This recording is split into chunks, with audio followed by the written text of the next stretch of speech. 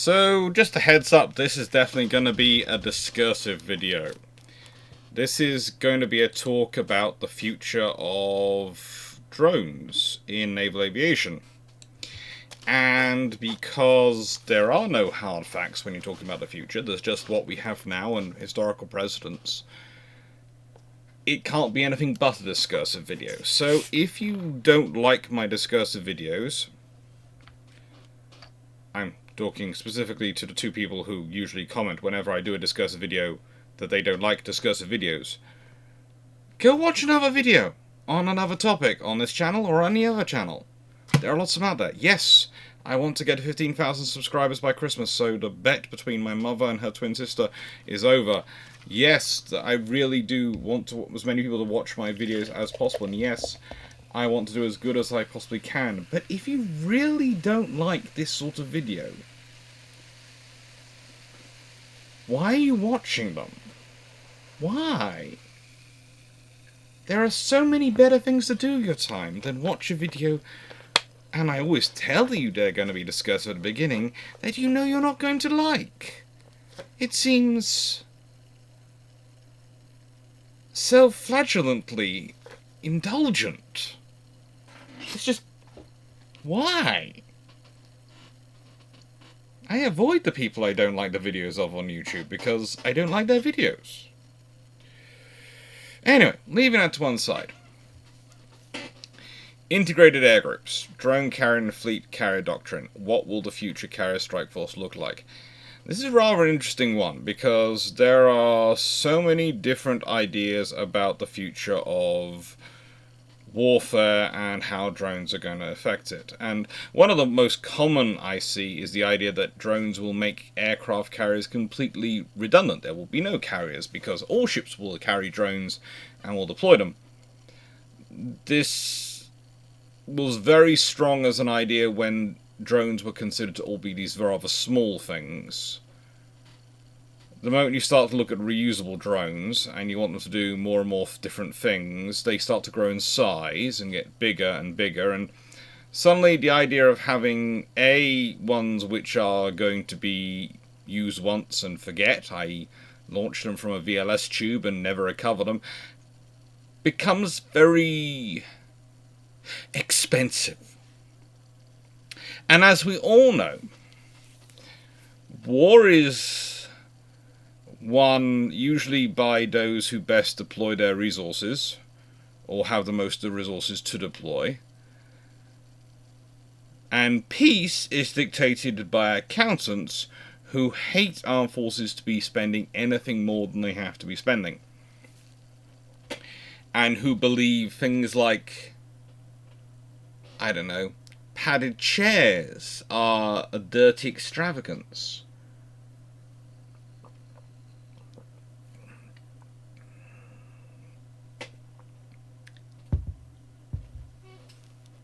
So yeah, methinks that if you're going to have more complicated, more capable drones, the odds are you're going to have some form of carrier to launch and recover them. It's the same as any aircraft. Yes, you're removing the squidgy organic bit. Great. And all the controls for them. Potentially. Or potentially you go with an optionally crewed scenario. But either way, you're going to need something. You're going to need some form of capability to launch and recover them. Because do you want them to carry a decent weapons load, have a decent fuel amount, be able to go there for a decent range with that decent weapons load and strike at the enemy targets? You do? You want them to have a half-decent chance after you've gone to all the expense of building something to do that, of actually getting back to you? So you can rearm it and send it again? These things all add up. These things all add up. Now, I will say this. There was a short period of time, a very wonderful period of time when a lot of naval specialists, people with PhDs in war studies like myself and so many others who like to do navel gazing, That's Navel, gazing. Just clarifying that. Got really excited. There was this B-2 Spirit-esque aircraft being trialled aboard the George Washington. No, not the George Washington. The George Bush. Yeah, the George Bush. Sounds so much less impressive than the George Washington does, doesn't it? Anyway. So, they're trying them. They're trialing them aboard the George Bush. And they look really good. All the results coming back was that Northrop Grumman had knocked it out the park. They had done something which was really good and really capable. And they were really excited. This was the U-Class program. And basically the idea was to produce an all-round reconnaissance, strike, refueling aircraft, everything. It was going to be a force enhancement all round. It was going to be a force multiplier of the first order. It was going to give carrier strike groups back the range they'd lost when they went for a one-size-fits-all solution called the Hornet and the Super Hornet. It was a dream. However, unfortunately, that meant it wasn't exactly cheap. And as things go, there are always going to be lobbyists, there are always going to be other groups going, hang on, but have you considered our program? And in this case, there is a lot of debate about why this program ends up being cancelled and why it ends up being transferred into a different program. But I would say there is a good point to be made that Northrop Grumman didn't have the best lobbyists of the defense community. They didn't. Boeing has excellent lobbyists. But that might be me being cynical. It might be me being cynical that the program was then rewritten into something which benefited the cheaper but less capable and more streamlined in focus, let's say, Boeing option and Boeing proposal, which is now what they're proceeding with.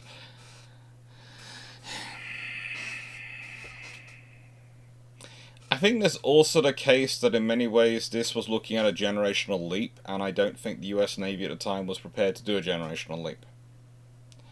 Because the honest timeline for this program, if we're considering it, is the year 2000, and they were flying by 2011. So honestly, this is a program which was doing flight testing aboard an aircraft carrier, as said, the George Bush, in 2013. We're now 2024. We're over a decade later. Now, whilst I agree this was the X-47B, it was not the final finished model, there is that interesting perspective that this could well have been in service for half a decade by now, if some people had wanted it to be. But, and I want you to cast your mind back to the heady days of 2013, the world was not considered as scary as it is today. It was pre the COVID pandemic.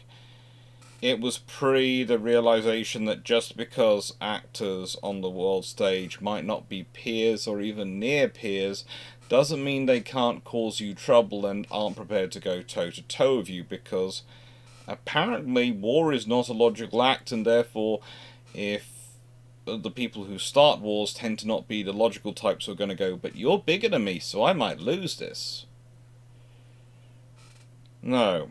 Wars tend to be illogical acts started by people who have backed themselves into either a logical corner or rather what's called a logic corner, or a logic one in the street, or more usually have convinced themselves, for whatever reason, that other people won't get involved. That usually is the best one. We have some quite famous examples of that from history. Kaiser Wilhelm in World War One, who convinced himself that despite the British keep saying, no, we will get involved, we will get involved, we will get involved, they won't get involved. We can do this.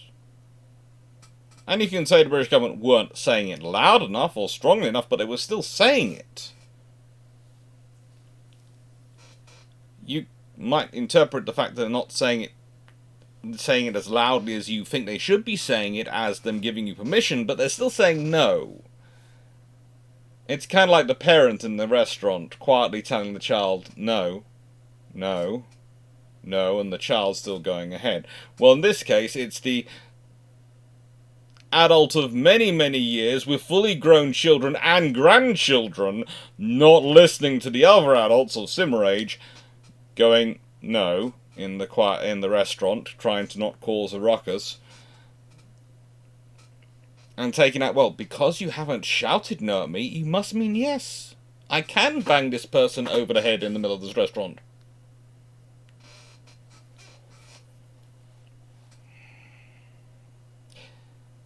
The point being, in 2013, they believed that the world was a nicer place. A place where American power would forever be unchallenged other than in real terms. They'd be attacked, yes, but not by logical, rational state actors. Not overtly. Their allies wouldn't be either, overtly. There might be things going on in the shadows, but that'd be it. And so you could make the choice in that period. We need something which is clearly a Cold War relic. Why do we need an all-singing, all-dancing, next-generational leap of a weapon system when there's no one out there who will challenge us on this? No one out there who is trying this. Yeah. That was wrong. And now, in 2024, when we're looking forward to the world and we're looking forward to the future of carrier air groups, uncrewed aircraft are very much a feature of them. They are very much a feature of them. For pretty much everyone. And every nation seems to have a program going. Which is what countries tend to do. They tend to love to have programs going, researching, developing things, because, let's be honest, research and development looks great on paper, sells newspapers, and doesn't cost half as much as actually building the stuff. It really doesn't. And who knows, it might get you some sexy patents that you can then earn some money from. And everyone goes away happy. Apart from the armed forces when they find themselves in combat and are waiting for this sexy equipment to arrive. And honestly, the companies suddenly get very unhappy when the governments turn around and go, so, we need you to now build that stuff. Oh, what? We didn't realize this. We thought it was just demonstrator models only. Our factories can't actually run that fast. We haven't put in the bits which enable them to run that fast because we didn't need them to. So you're going to have to pay for that now, Mr. Customer. What have we been paying you for all this time? Peace of mind. I love defense spending. Shameless book plug. It's roughly 1440, so it's actually quite a late one. So let's see. I'm an academic. A British academic. And pretty much my third most reliable income stream after YouTube and Patreon is my book income, even though it's not anything as much. I won't talk about the other things I work with and how they are, but, you know. TV companies are fairly reliable. In fact, very reliable, thanks to having an excellent agent. Universities, well, they decide on whether they're going to hire you or promote you based on how well your book's doing. So your book is not only a reliable income, not a lot of money, but an income, but it is also your metric of how your career is considered. Whether you're going to be hired as a contract lecturer, whether you're being offered a permanent post, whether you're going to be promoted, all those things come down to how well your books and your journal articles are doing. So this is why in every video, because no one else is going to do it for me, I advertise my book. And so far, most people who've read it seem to have enjoyed it and found it useful. Some people do complain. Most of those complaints are things like, why are you explaining radar and why are you explaining this and this, in this and that? I already knew that. And a couple of people complaining there isn't enough about the Australian and the Canadian navies in there with their tribals. Which I find strange, because I literally start off the book by saying, this is focusing on the Royal Navy's ships, and one of the reasons is that this is being written during COVID, and I can't visit the archives in Australia and Canada, and I have no wish to produce a book which is based entirely off the writings of others, because that doesn't seem really right to me.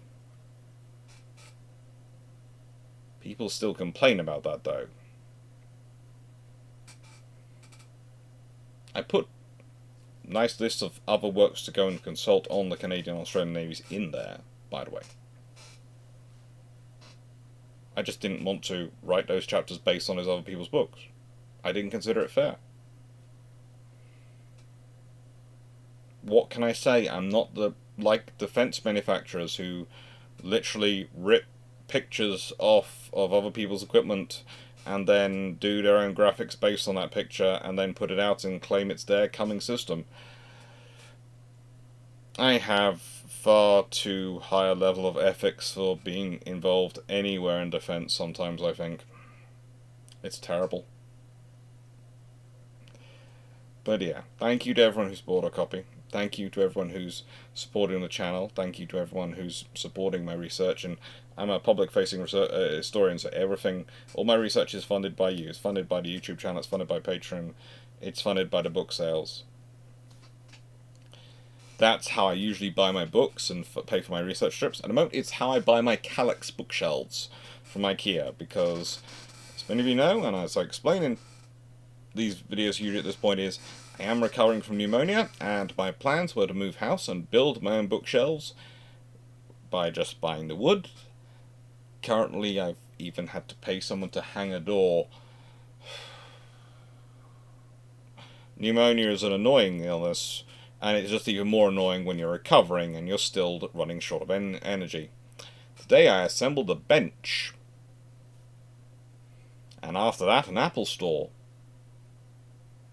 And between that, I needed to rest for an hour because I ran out of energy. I am getting better, but it's very slow. Anyway, back to today's discussion, which is far more fun. So, here's the thing. Why do we call drones drones? Well, it actually comes down to the DH-82, that's the de Havilland 82 Queen Bee, which was a pilotless, radio-controlled Tiger Moth. They were used as target drones for anti-aircraft defense, so you could practice your firing, practice your gun and aiming. And the Royal Navy actually built the world's first drone carrier, HMS Argus. So when someone says China to launch world's first drone carrier, or America mulling world's first drone carrier, you can turn around to them quite happily and tell them they are roughly 90 years too late.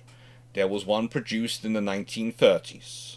It was HMS Argus, which was an old Royal Navy carrier from end of World War I, which had been out of commission for a few years, but been kept around because, frankly, it didn't count towards treaty tonnage and could still work for various random activities. And they thought, well, we need something that can allow us to do air defense at sea practice at sea, far out at sea. Ooh, well, we already have carriers, but what about a drone carrier? And the reason they're called drones is because, of course, it's Queen Bee. And the whole system is called the Queen Bee system, and these are what are being sent around. So, of course, they're drones, like bees are called. And that's where drones comes from, for a pilotless or uncrewed aircraft. The modern phrase, of course, is uncrewed aviation vehicle, or UAV. At one point it was also called unmanned aviation vehicle, but let's be honest, these days we go for uncrewed, because you never know. You never know what could be being sent to fly those things. For example, anyone got any dogs out there who are quite bright? They could go to flying school these days. I saw it on the internet. I hope no actual armed forces are actually doing that. It was bad enough when they tried to get dolphins to do their dirty work. It was really bad enough then. Let the poor dogs stay on the ground. So, the system was quite good. It was quite reliable. And it formed a fairly useful radio control system, and did allow for some surprising air defense revelations.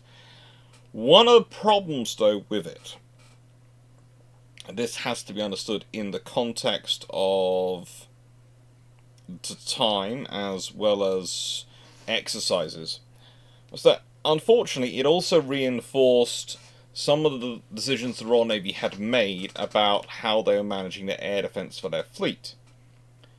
Because the trouble is, in exercises, the aircraft flown by pilots, or, but in case of drone aircraft, tend to concentrate on the capital ships and the carriers, the things that are going to get them the most honour for taking out. But you see, in exercises, they're only going to simulatedly die. They're not going to really die. And this is why it doesn't produce the same results as wartime, because in wartime, when you're being fired at lethally, you go for the first target you can get your sights on and just go for it. Now, to be fair, the remote-controlled weapon systems were more likely to follow the drone doctrine of going for the biggest, sexiest target they could see. Because again, they're not worried about dying because they're a drone. There's no squidgy organic bit aboard there to worry about dying. Or radio-controlled bombs, etc., as they were at that time. But still, the drones and the aircraft have both confirmed for the Royal Navy that the aircraft really weren't going to concentrate much on destroyers and smaller ships. Moral of the story is, be careful with false positives from simulations and exercises. They are controlled scenarios done under, I wouldn't say lab conditions, but testing conditions. You have to remember there are criteria at play under those which could be very different in wartime. So let's consider one of the most famous drone vessels at the moment. Turkey's TCG Anadolu and Bayraktar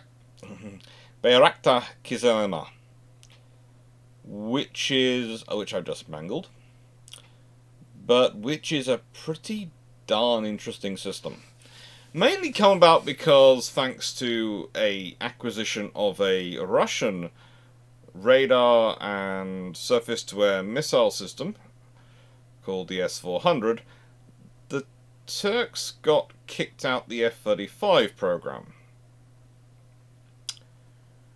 which then led to them having an LHD, which was supposed to have F-35Bs flying from it, and not having any F-35Bs for it. So they wanted to have their own aircraft for it. And whilst Turkey doesn't really have a crewed aircraft program that's really churning out anything of startlingly high caliber at the precise time, it's got potential, but it's not at the moment.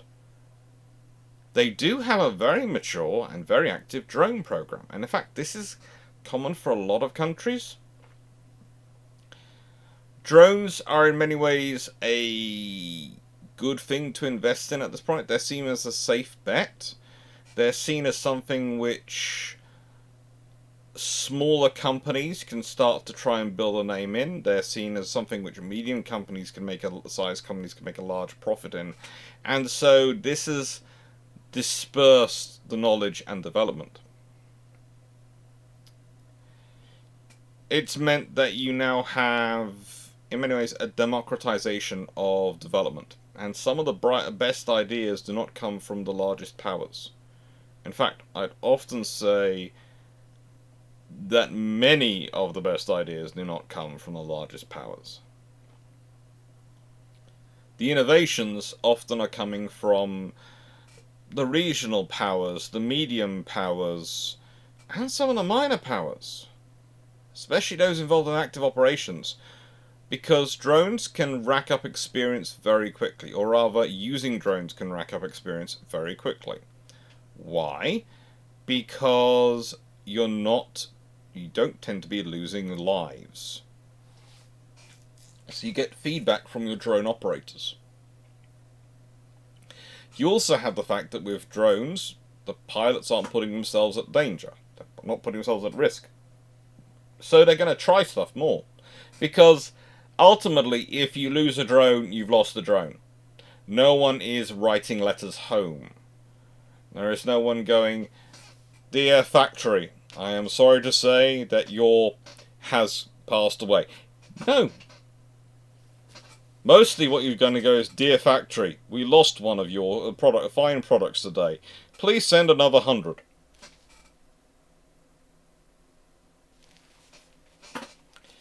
The other advantage is that to train a drone operator versus to train an actual pilot is a huge difference in cost and time. In fact, the vast majority of drone personnel come to an extent pre-trained, thanks to a world of computer games.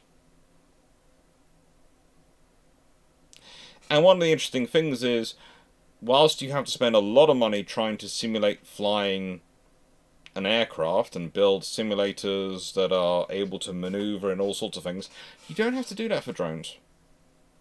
You really don't, because the pilot will be sitting in a relatively comfortable seat. Please note the use of the word relative. Will be able to get up, walk around, and use the loo. All those things. And will mostly be watching the aircraft and giving it instructions when necessary. Because the very nature of the command and control systems mean you don't want to be constantly controlling and constantly reacting to it. The reason is that uses up data bandwidth beyond belief. If you've got the pilot constantly flying the aircraft, acting as a pilot would in an aircraft normally, then there can be issues. And this is beyond even the normal issues of communication safety and security. It's beyond even the normal issues of the fact that, we have to worry about people hacking the communication. It's the fact that drones and the volume of drones, especially once you start using a lot of them are operating, can use up your satellite communications bandwidth.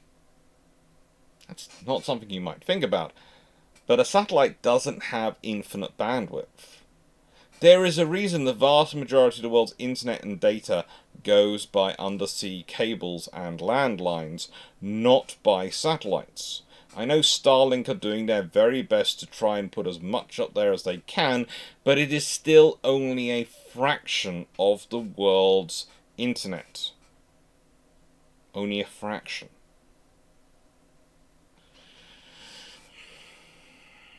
It's an amazing system. It allows access in parts of the world which hitherto were impossibly expensive to reach. It even allows faster upload and download speeds in Cornwall than the BT landlines you can get. I speak from personal experience here. But still, the vast majority of data, the vast majority of the internet, the vast majority of the information going around the world goes by cable because it's a lot cheaper and it has a lot more capacity.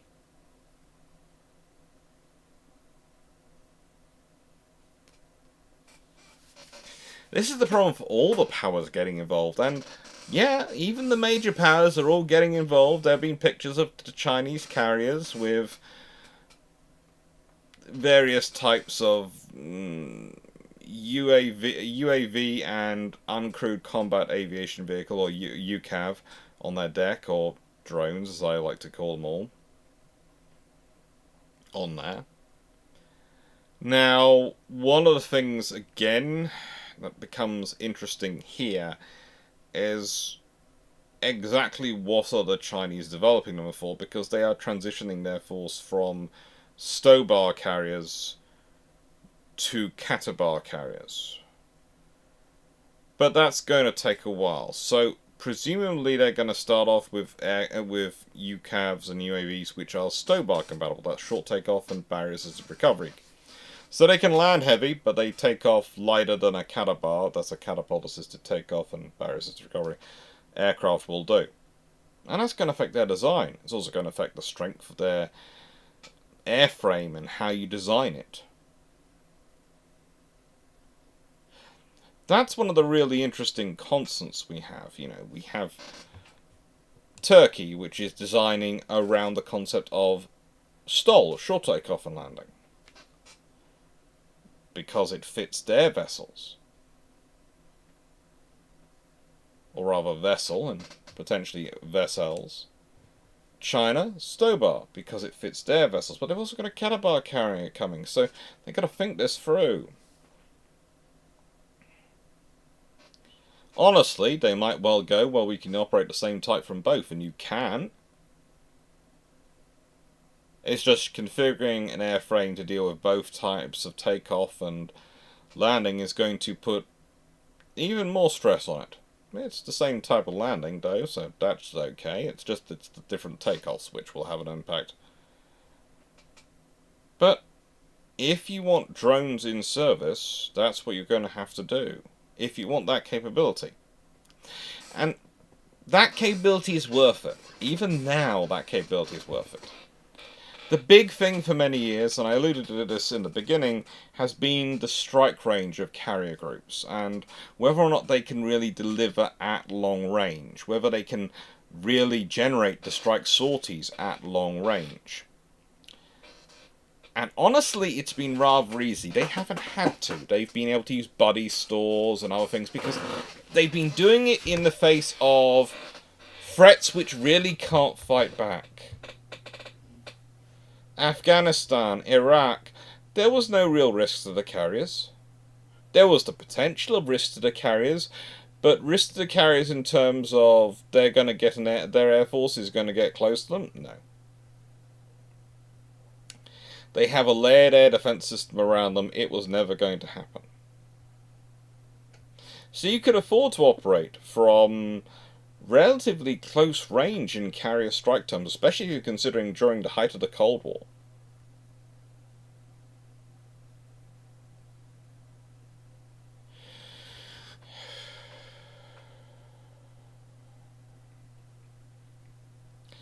You see, the drones and capabilities have come about during a period when the phrase end of history was bandied around. where politicians talked about having solved boom and bust so there'd never be another bust in economic terms, where politicians and world leaders believed that in many ways defense was a vestigial organ of their governments. They had to have it to appease the little people. Honestly, this was joked about in certain places. I've heard about those jokes. And there was considered to be no real threats. No real likelihood of war.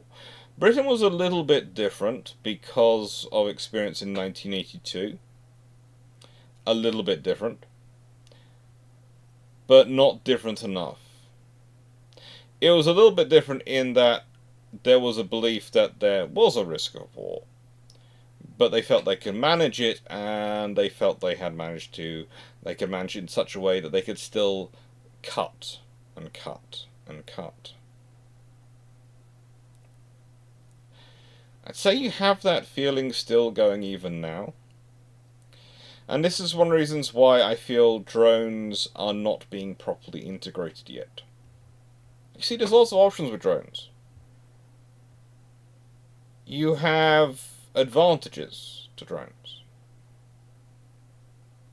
There are risks, and as said, there are issues with data management and the sheer volume of data they require, and the fact is you have to decide how much faith you're going to place in satellite systems and the survivability thereof. But, let's be honest, most modern fighter aircraft, most modern combat aircraft, kind of fall out the sky if they're not getting the satellite support they're used to.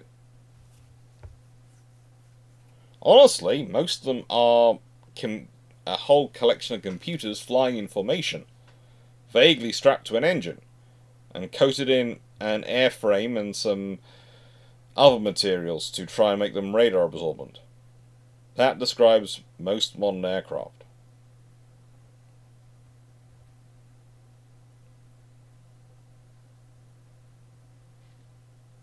There's nothing wrong with that. But it means the difference between a modern aircraft, a crewed aircraft, and an uncrewed aircraft can be far smaller than you might think.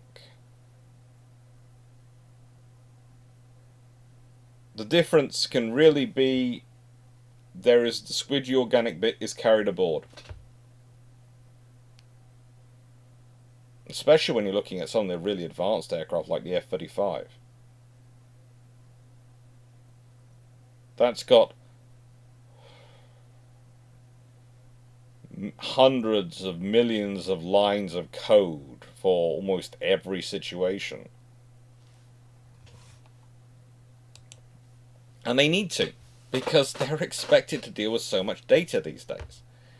And they're expected to be data nodes, not just taking in their own data and making decisions based on it, but sending it to other people and getting data from other sources which are not their own and functioning into their own picture. And the whole idea is that we're going to share all this information, and that's going to make us able to tell what's exactly on the other side of the door every time we reach the door, so therefore we'll be safe and we'll find the wars we can win. Because let's be honest, fighting fair in war is for idiots and losers. It's the usual discussion point you get around World War II when people complain that, the British didn't deal with Bismarck in a one-on-one fight. They brought all their pals. Or that the Americans weren't fair to Yamato because they sent every air group they could at it. No, that's fair. In war, the fairness you owe is not to the enemy, but to the lives of your service personnel, to their families back home. The fairness you owe is not to give them the enemy an honourable death, but to give the enemy as quick a death as possible before they're a threat to your people. Usually the best methodology of doing that, the most reliable methodology of doing that, is to apply overwhelming force. Which is all well and good if you're a nation that's looking for that kind of operation and that kind of capability. What happens if you're not? Now, this is one of the interesting powers involved in the drone carrier development. Portugal and the NRP de Jado. That was terrible. I am so doing bad on accents today. I have tried. Please believe me, I have gone through trying to do accents, but today my voice just isn't working it, and I'm just not getting it right. So I'm just going through and doing it, and I'm apologising. It's been one of those days. My accents were bad before pneumonia. My accents have not got any better while I'm recovering from pneumonia.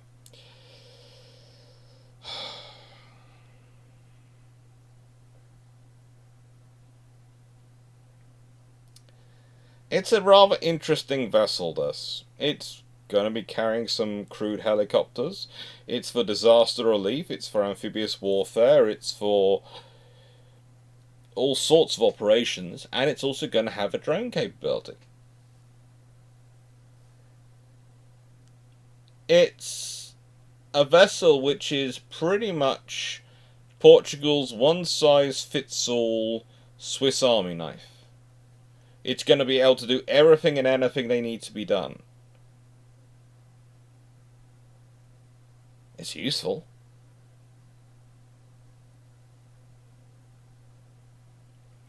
The question is, why is Portugal getting this? You'd think. I think that's the question. But also the question is, why aren't more nations getting vessels like this of Portugal's size and scale?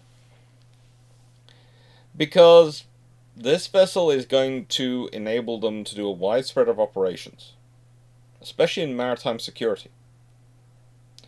And with exclusive economic zones growing increasingly important to national, not just national financial security, but national economic sovereignty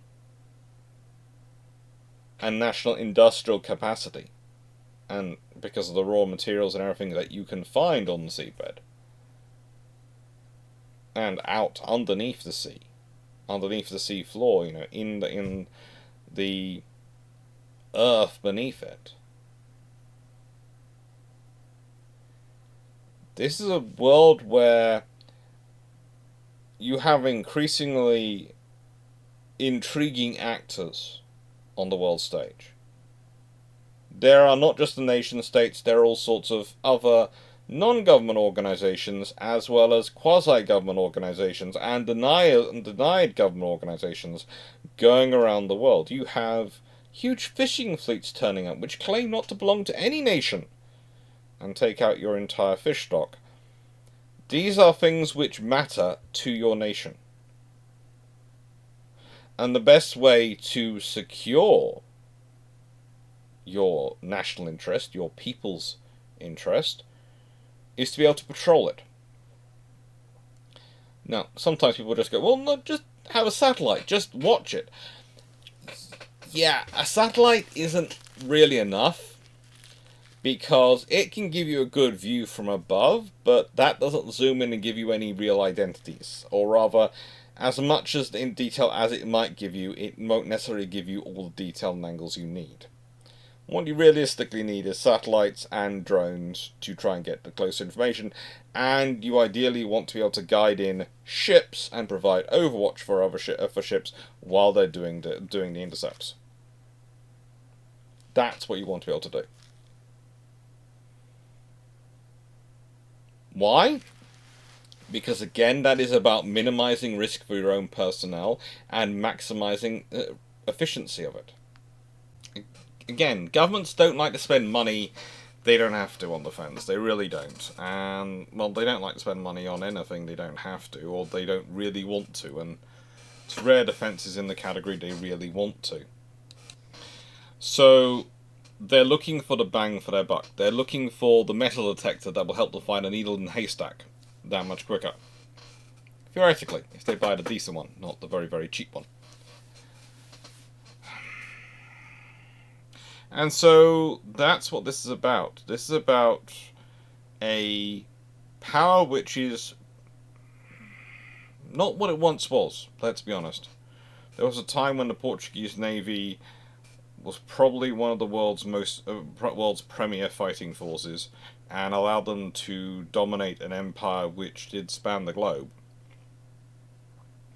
And it included such small places as Brazil. There was a time when that was the case.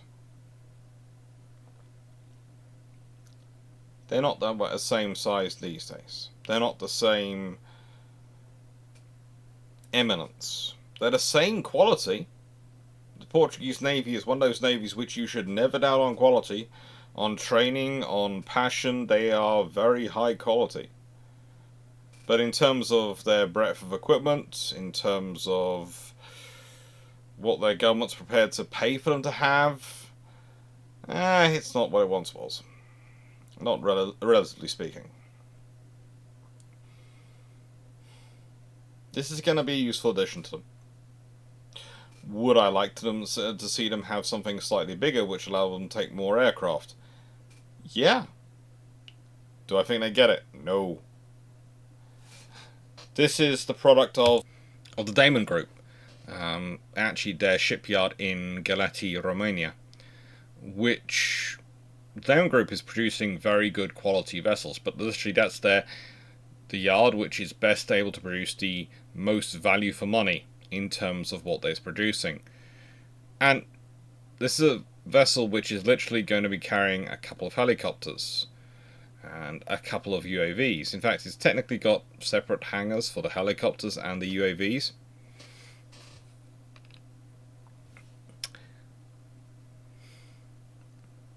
But that's still going to be enough for what they need.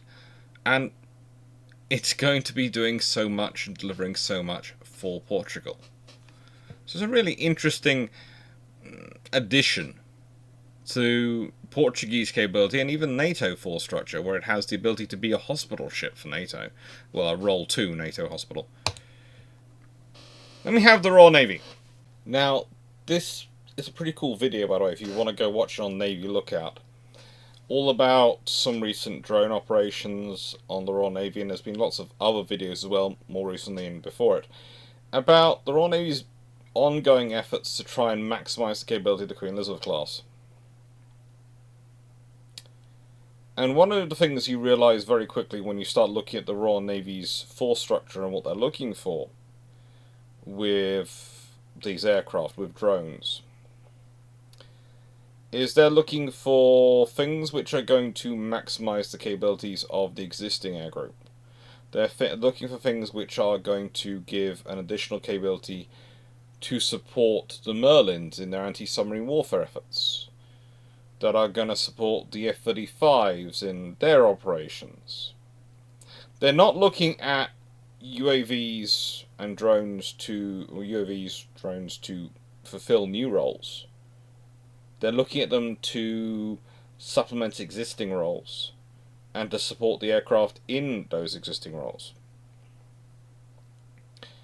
Which at first glance can seem unambitious, but also is rather practical and it's rather sensible. It's a good way of starting off your drone program. First, introduce them into the system as something which is going to supplement the things you've got existing doing the roles. As you get experience operating them and including them within the air group, slowly expand from there. Now, one of the things you often have to remember when you're dealing with armed forces is they are conservative with a small c when it comes to change. There's a reason they're conservative with a small c. If they get it wrong and make a radical change, people die.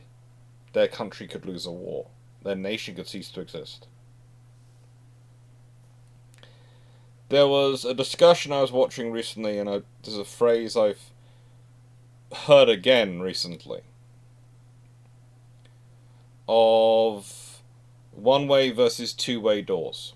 And it's a phrase which is attributed coming from Amazon, but I swear I've heard it from other people before I heard about it coming from Amazon.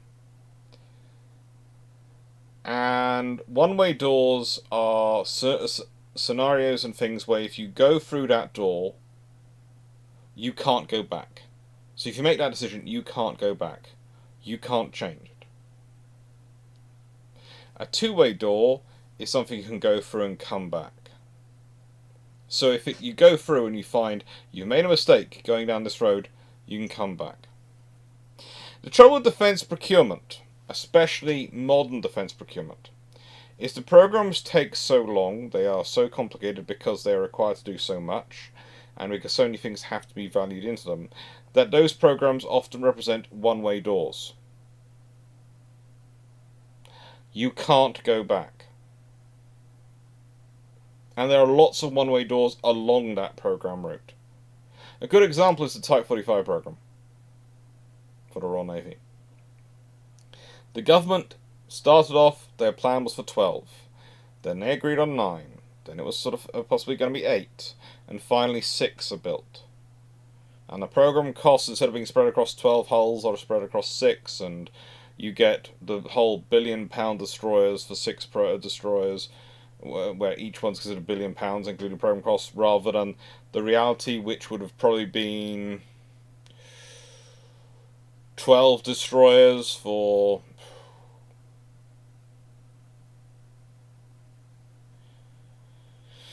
probably not much more than I'm gonna be really expensive on this one. I'm gonna say roughly 1.2 billion for the remaining 6, average of 150 million or 250 million per hull to build those units, because everything else was included. So probably would have had 12 destroyers for 7.2 billion, let's say, if we're really adding on the costs and everything beyond even those which were specified in the contracts and discussed in the contracts.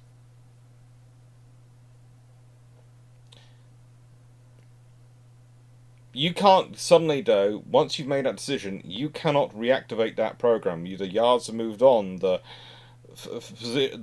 jigs and all the systems which were in place, which were making it cheaper and cheaper to build those hulls and build those ships, are gone.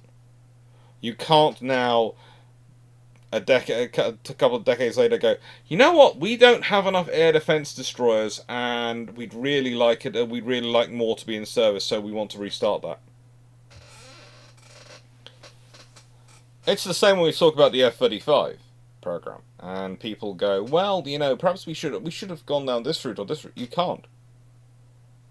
That's the game in town now.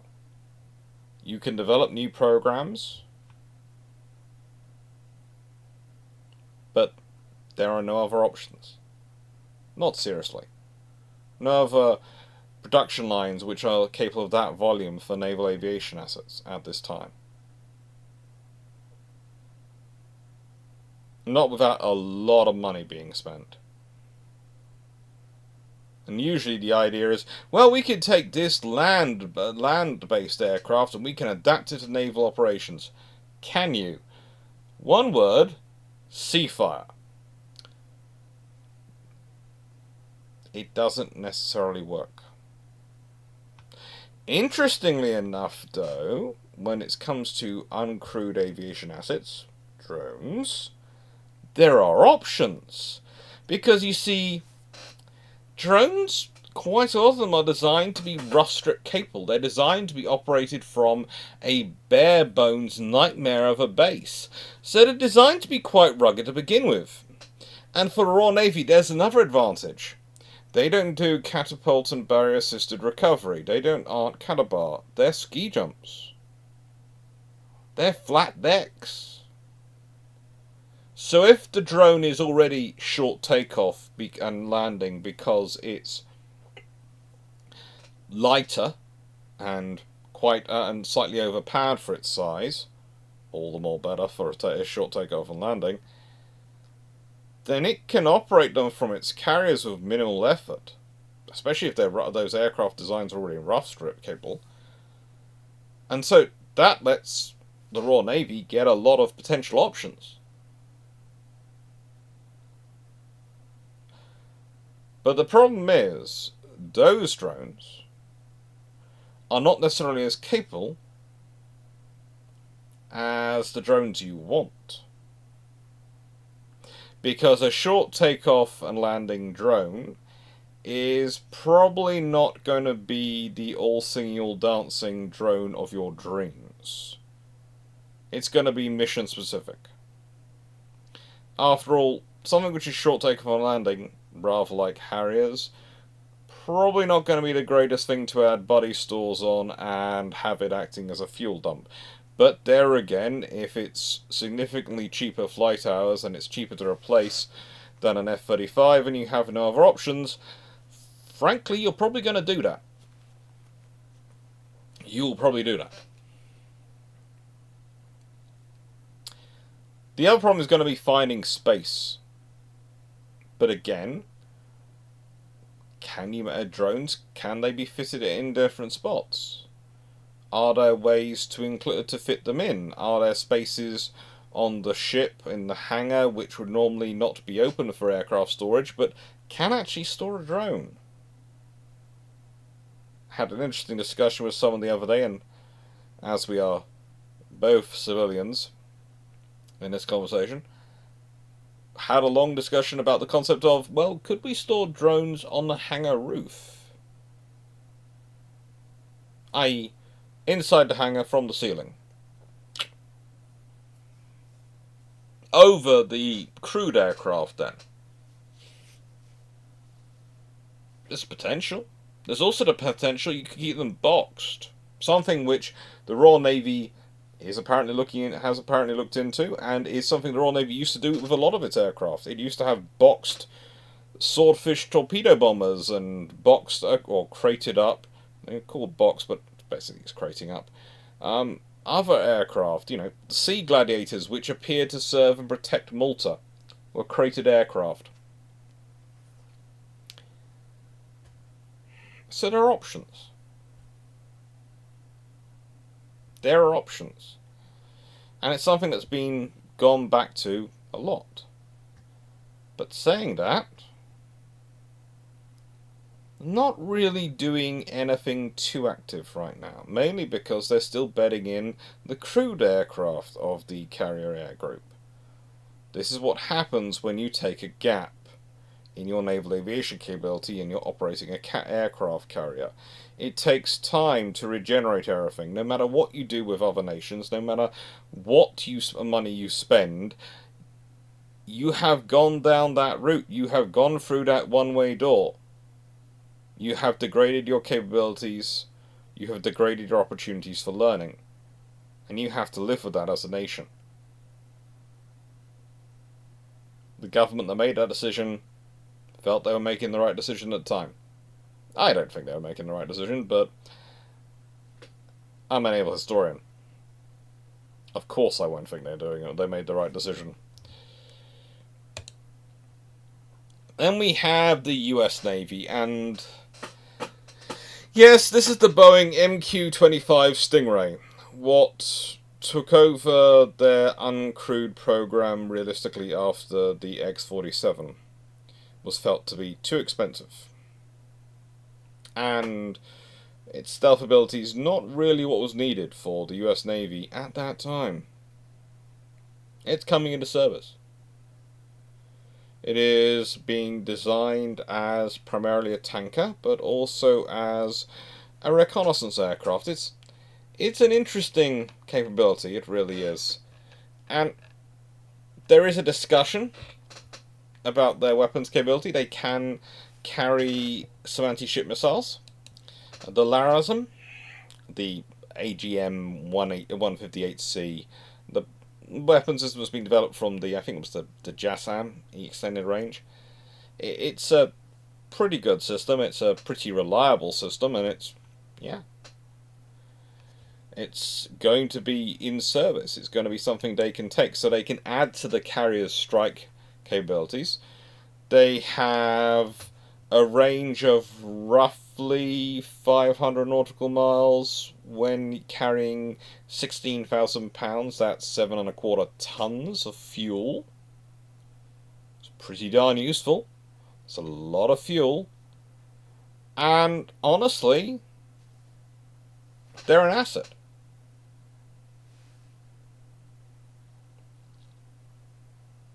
And they're starting to come into service with US Navy squadrons. There are 76 aircraft planned, and VUQ-10, the Fleet Replacement Squadron, was stood up on the 1st of October 2021.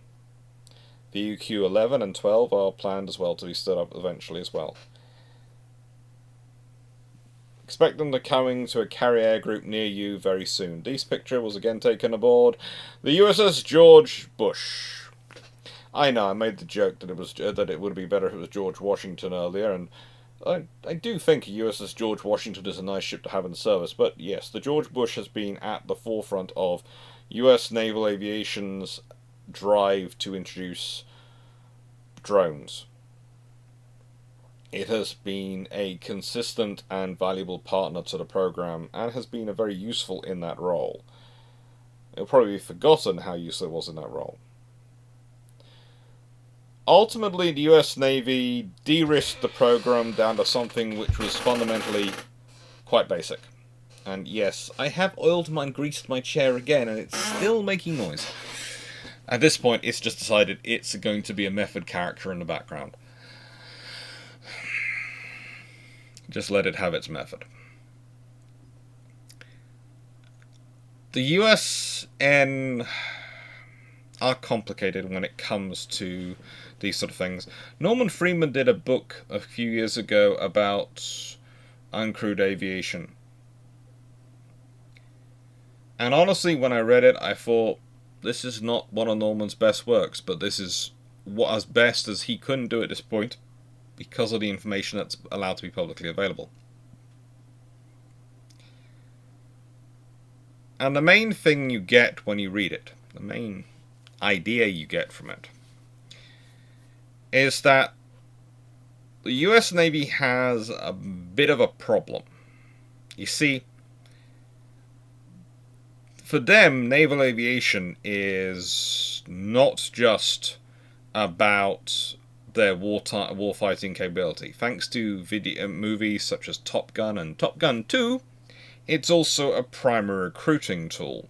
It's something which stresses the capabilities of the US Navy. And when you consider their, in many ways, national coming of age was during World War II with their carrier arms, the Carrier Air Group and the pilots of the Carrier Air Group are indelibly part of the US Navy's culture and how it promotes itself. And I'm sorry, I'm going to disappoint a lot of drone operators now. Being a drone operator does not have the same cachet as being a pilot. It just doesn't. Okay? You can wear the shades. You can wander around, saying whatever flying things you want, but it just doesn't hit the same to say, I fly drones versus I fly fighter jets. Try this. Say you fly the Boeing MQ-25 Stingray. And now say out loud that you fly the F-14 Tomcat. Which sounds cooler? Stingray should be cool, but we all know the Tomcat is the one that wins. Even though it doesn't exist anymore, it doesn't, well, in service anymore, apart from with the Iranians. And that's a problem for services as they start to implement it, to start to bring these things into service. There was a lot of discussion a few years ago about whether or not drones should be flown by warrant officers. I frankly don't see any problem with that. I think myself it would be sensible to have them flown by warrant officers, specialists, people that rank a warrant officer rank who are specialists in flying drones, and treating them that way. It differentiates in some ways from the people flying the crewed aircraft, but also, and this perhaps is an important distinction,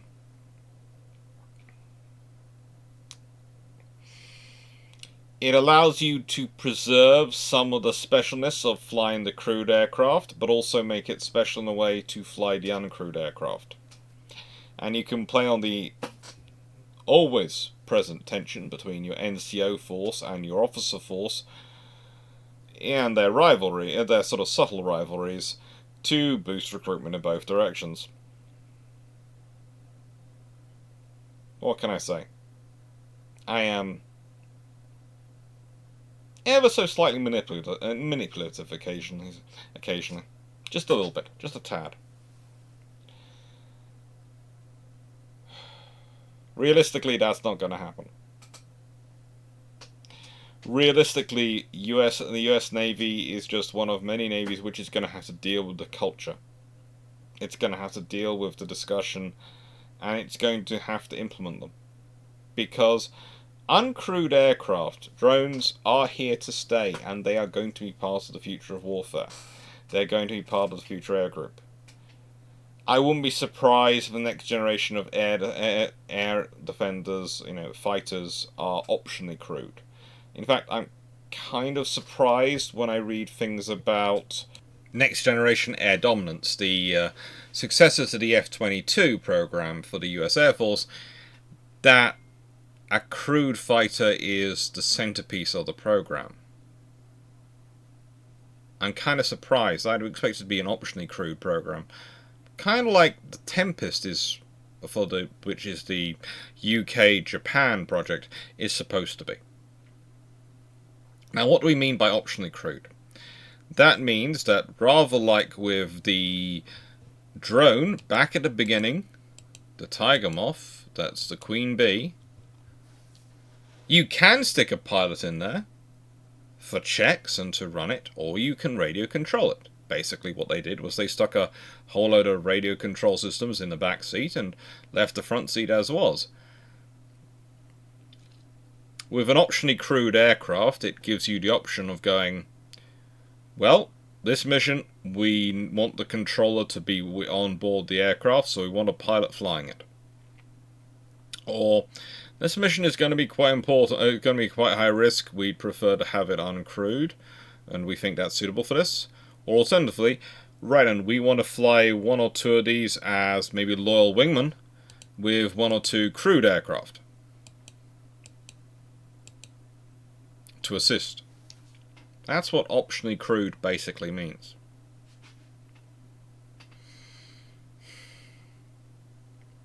But it is complicated. Making it secure, making it safely operational in all the circumstances you need to be operational, is not an easy task.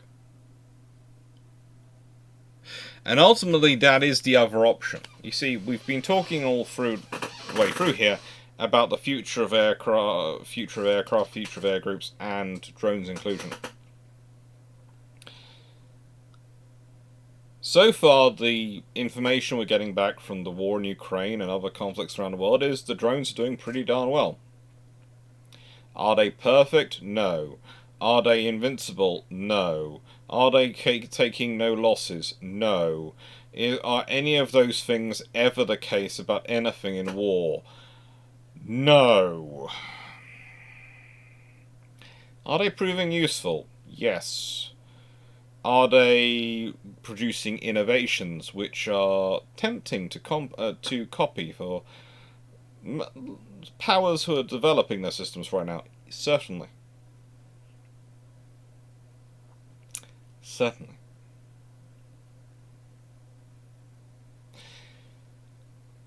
I think the Stingray will start out as a strike assistant, a tanker, and a reconnaissance asset.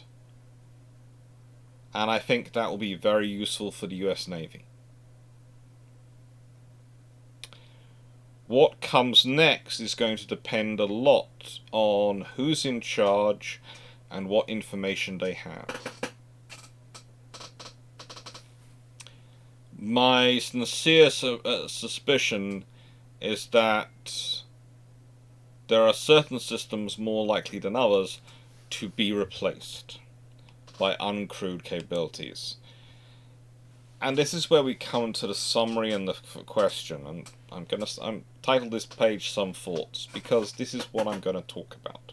Some thoughts on the future of naval aviation and uncrewed, i.e., drones, in operations. Reconnaissance, patrol, refueling, these are all time intensive, wear and tear intensive, or very high risk, but don't necessarily require personnel to be directly risked. It's not really sensible to be risking personnel if you can avoid it. I'd say the next example of that is airborne early warning. Honestly, I think airborne early warning is overdue. I think the problem with it is that airborne early warning is not just about airborne early warning, it's also command and control. These assets you're looking at, they are also about controlling the battle space and minimizing the risk to the carrier in some regards by allowing it to not have to be transmitting instructions at the same level because there's someone else carrying out an order and organizing the battle space.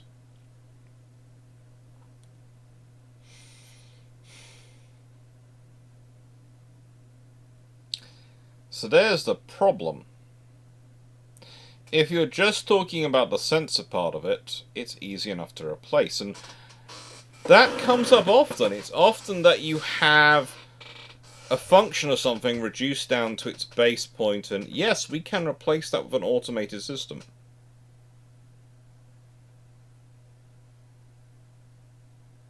We can replace this core function with an automated system.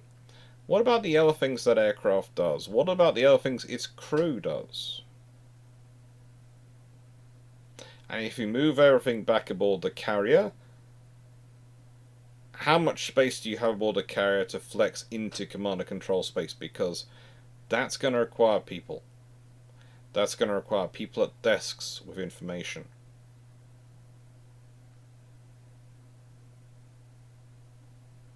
And it might require more than you think to make up for the situational awareness of having the crew aboard.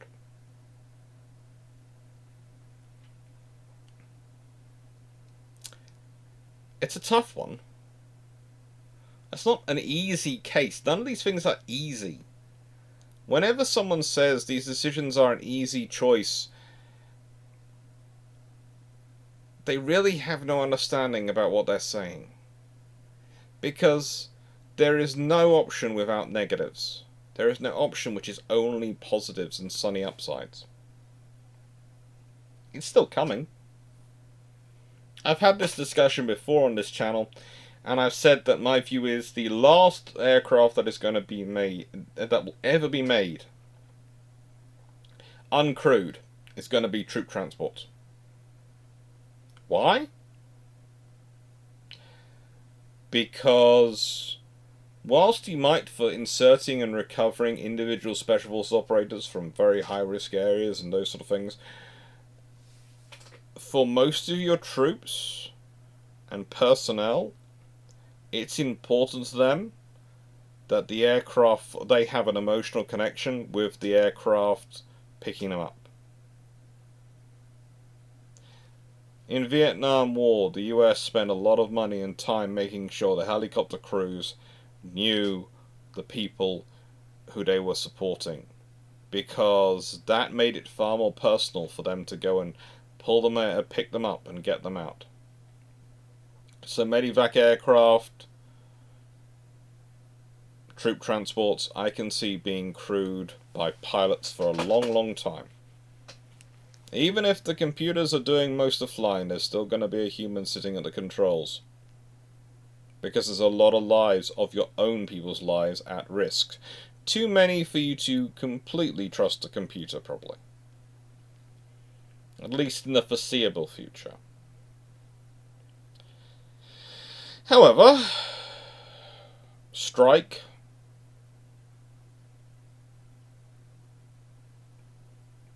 That's fairly easy to turn to uncrewed, because that's already being carried out. Strike is already something which is being carried out by uncrewed aircraft.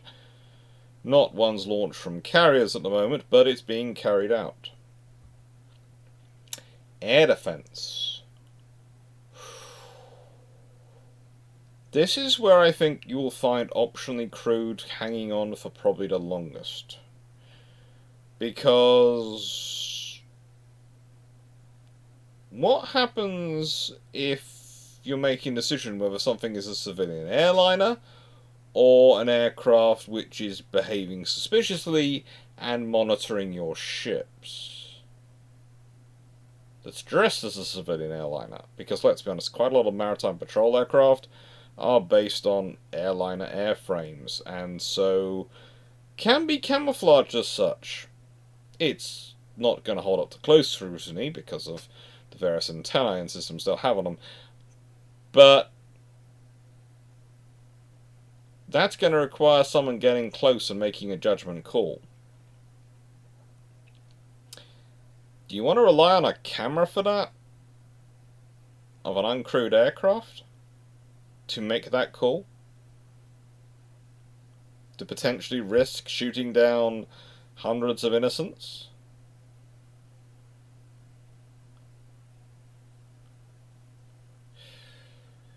That'll be a tough one. So that's why I think air defense at sea will stay optionally crewed, and you'll still have top guns. Anti-submarine warfare is an interesting one.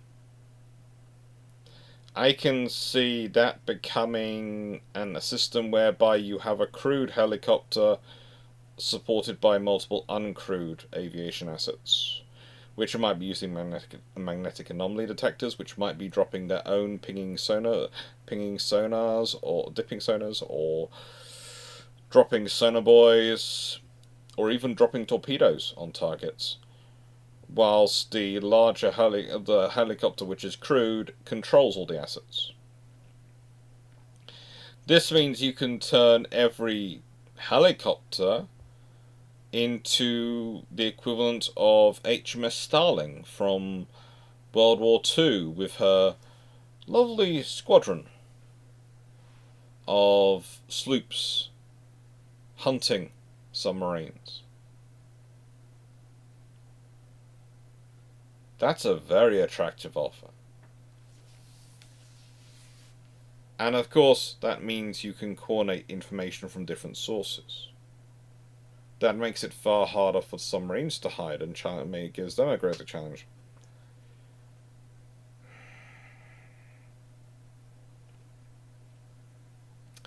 So that could certainly be part of it.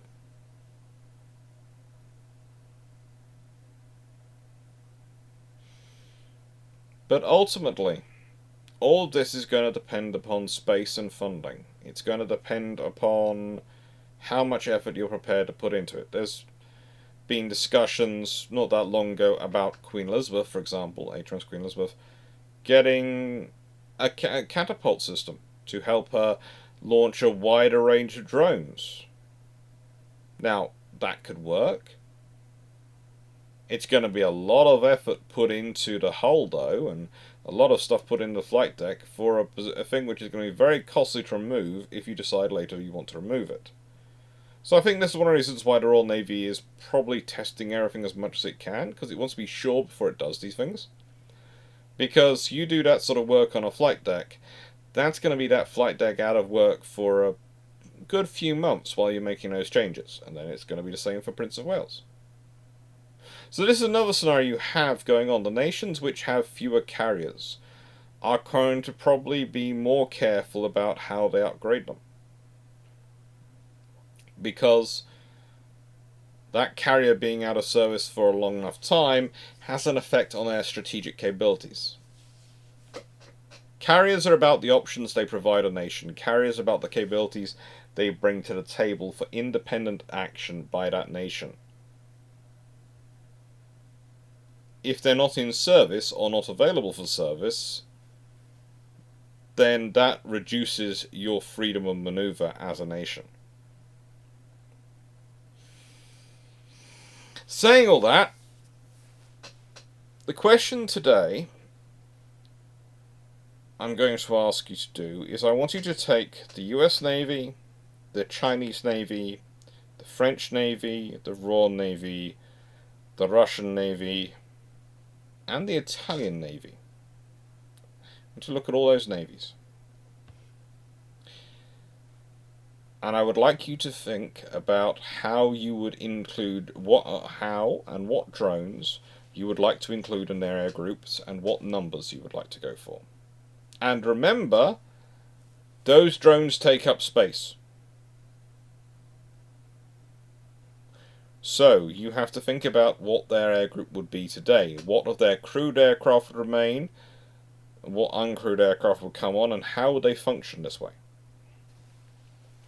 There was another discussion recently, and this was about the Queen. This was about whether or not you could stick a mezzanine floor in part of the hangar, and then you could double stack uncrewed aircraft on both levels. I think it missed out, that idea missed out quite how the size of the uncrewed aircraft, but it's an idea.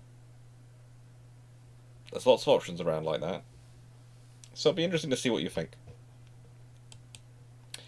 Anyway, pneumonia recovery schedule. What have we got coming up? On Saturday this week, it's going to be conception, operation, and conclusion of the Nimitz class. It's going to be the Nimitz class. So that's one of the reasons why I was happy to do a discursive drone video this week, because, let's be honest, she had the Invincible and Kiev classes on Tuesday, and the Nimitz class on Saturday, and Brew ships on Sunday, so a discursive video is a nice break in the middle between two quite packed video topics. And then next week we have The War is Over, War has just begun, the current carrier generation, and David C's Naval History Heritage Fantasy. Which three scrap ships from any time and place would you wish to have been seen preserved? And I'm going to do, I said a top 10, but it's now going to be a top 15. And I've basically got 5 categories, and I've got 3 in each category, and then I'm going to have my 3 overall at the end. I think it should be fun. Should be interesting. Hopefully you'll enjoy it. Lots of interesting ships in there. Lots of interesting ships. And bookshelves. Well, I have some good news. I ordered bookshelves today. I ordered quite a lot of them. I was lucky thanks to all your generosity. I haven't got the full amount I need, but I was lucky enough to get a goodly amount of them. And they are going to be delivered to the house. I decided that was the sensible option. So they're going to be delivered here, but it's not going to be till next Monday. Which is a little annoying. But life could be worse. Having them delivered on the 30th means that they're going to be here and set up, and, well, maybe you'll see them in Tuesday's video, because by the time I'm recording Tuesday's video, they might have been set up. Some of them. Not all of them. And I didn't even order all this stuff. I didn't order any of the feet this time, because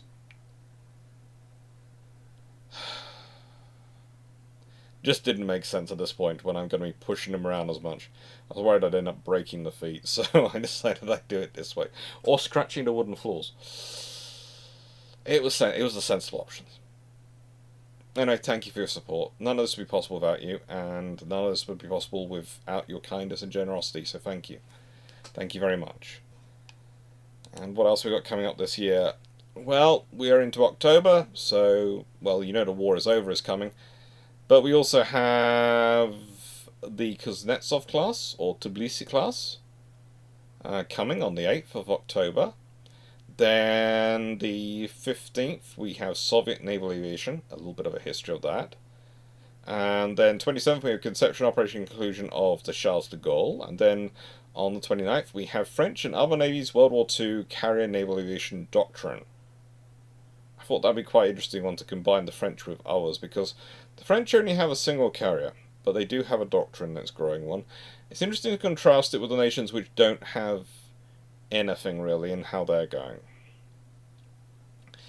And in November, of course, we have two historians, the Royal Navy that could have been, with Drakenfell, him and me chatting, and there could be a whole, hopefully will be a whole series of me chatting with other historians over Christmas. I had plans, I was organising it all merrily back in June, and it kind of dropped it with being ill, but I've messaged them all and they all seem to still be interested, so we'll see what we can do. More of that to be announced and when we get to Christmas, probably during the Historiathon, which is probably going to be to start off the Christmas period this year. Anyway, thank you very much again for your support. Thank you very much for everything you've done, and hope you enjoyed the video. Take care. Toodles.